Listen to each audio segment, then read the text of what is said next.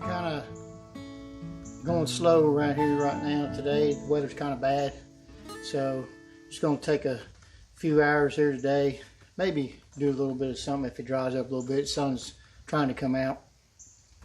I'm going to do overdue maintenance on our John Deere.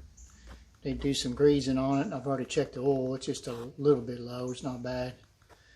And maybe look at the gator a little bit. Make sure they're looking good to make it through the winter. And see what else we get into today.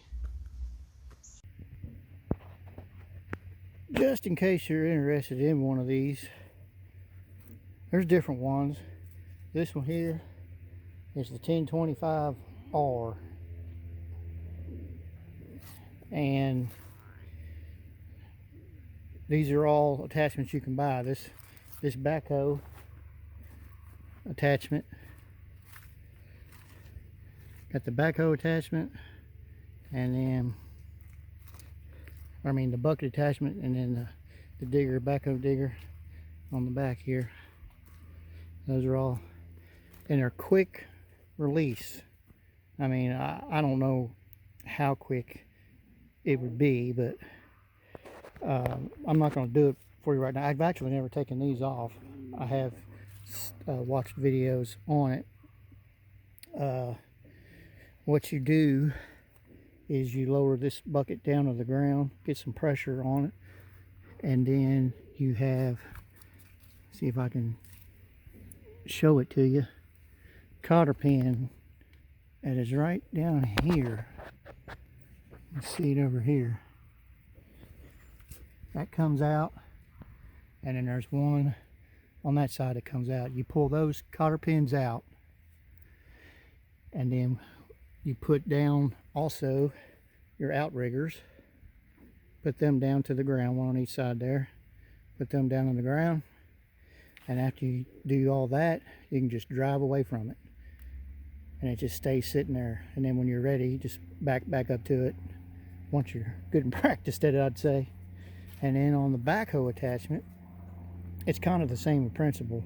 You can take this whole arm off if you wish, and what you do, basically the same principle is, I can't remember if you have your bucket sitting like that or if you tilt it more where it's actually flat facing down. It may be the case. And you have this armature right here. It comes up. I can't remember if you have to kind of force it with your foot or if it just pulls up. I think they just, once the pressure's off of it, it'll pull up. And then all your hoses, they hook up right here. They're all color coded. You can see the different colors on them. You need to clean them a little bit. So when you take your hose, when you take your red hose off here, you know where it's going to hook back up to. That will go in there, and this will slide over this piece. And each one of them are quick release. And you wrap your hoses around your arm here, and that is all you have to do to get the whole thing off. Then if you just want to change your bucket out to like they have different attachments like forklift, a pallet jack and such, all you have to do is pull these cotter pins, one on each side, and then as you can see, this armature comes in here. So if you have it laying down, once again, you can just back right off of it again. It's pretty simple. Now, we've also got the mower attachment, and it's over here. I've got it sitting here, and I have taken it off, obviously, and put it on. What you do, and I'm not going to take all that off. I'll do it for you next spring when I go to use it. But you just drive over it. You can drive right over this, and there is a hook on the bottom of it, a slot that will go right into that right there. It slides right into that, and then you have some cotter pins they're not really a cotter pin. They're like a latch, I'll just say that. And they snap into place on each side, and boom, it's in there. It is really slick. And that's a 60-inch cut mower. So it's pretty neat. Okay. For those of you not familiar with degreasing, it's important to keep all your joints, anywhere there's a joint, pretty much anywhere you see one of these fittings, it's a grease fitting. Every so many hours of using your machinery, you're supposed to maintenance it and grease it. And you can kind of see how dry, how it's getting kind of dry looking in there. I'm getting ready to show you here in a second what it'll look like after I get the fitting grease. So I need to go around to each one of these fittings. I've already done these two. You can see what they look like now. See there's new grease in there, and you see how the grease started coming out. You kind of see that one right there. When you see the grease coming out, that's when you know you've got it lubed up. So anywhere I see that,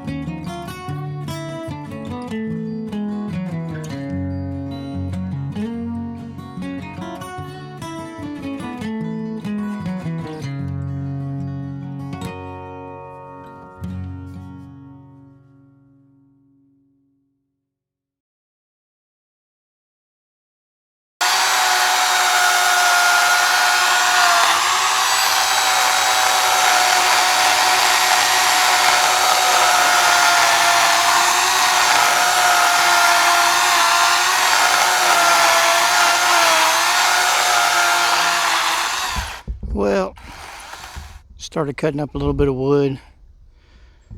Really need to haul more out now. I got some stumps there. But what we need to do is get these big pieces like that there, that over there. There's a huge tree right there that goes all the way across the creek bank. All that needs to be pulled out. You can see there's some sticking out in there. It's just too daggone muddy, man, where we've had so much rain the last week or so. We got a bunch of trash in there that was left here by previous tenants or people that lived here. Some of it's wood. We'll just burn that too. But it's just too wet, man. Nasty to get in there right now. When we don't have to. It's not like we have to. Wait as long as we can anyway. And then turn around here. This is where I've showed you this before, I think. This is where our garden's going to be. And you can see all the rocks. Nothing but rock. If you need rock, give us a call. We got plenty of it here, man. But ironically, we still have to get gravel hauled in. But we're putting all this rock. We save it all, man. We don't just chuck it over the bank, because you could always use rock for something.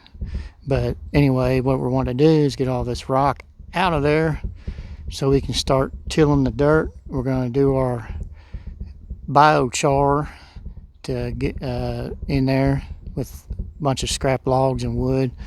We're going to do a biochar to get chemicals back in the soil, nutrients back in the soil. It's one way to do it. You can Google it if you want. I'm not great on it. I got it off another channel on the internet here. Started reading up on it. And we'll probably end up, we don't have any kind of topsoil here. I mean, you go down a couple inches and it's clay. So we may have to get us some topsoil to mix in with everything. And then we've got leaves. I'm gonna try mixing some leaves in there, but I'm gonna wait till obviously we get all this rock out of here. That piece of wood's gonna be something we're gonna burn. So we got a lot to do, man. It's just trying to work a day job, and now it's getting dark a lot earlier. Pretty soon it'll be dark when I get home, dark when I leave in the morning, dark when I get home. So the weekend is the only time we're going to have time to do anything, and lo and behold, it seems like on the weekends it's raining. So we can't get much done. Even the guy doing our logging, he's had a hard time. He hadn't been able to do anything for about a week. He's working during the day also, but he does have a guy that's going to be coming if the weather clears up some. He said he's got about 4 or 5 more loads on the ground waiting to haul out. So it's just the weather's holding us up. I know we need rain, but it's hurting us right now. So, but we'll get at it, man, and we'll get it done one of these days. So I guess that's the end of this video. So thanks for watching. We'll see you next time. Appreciate y'all.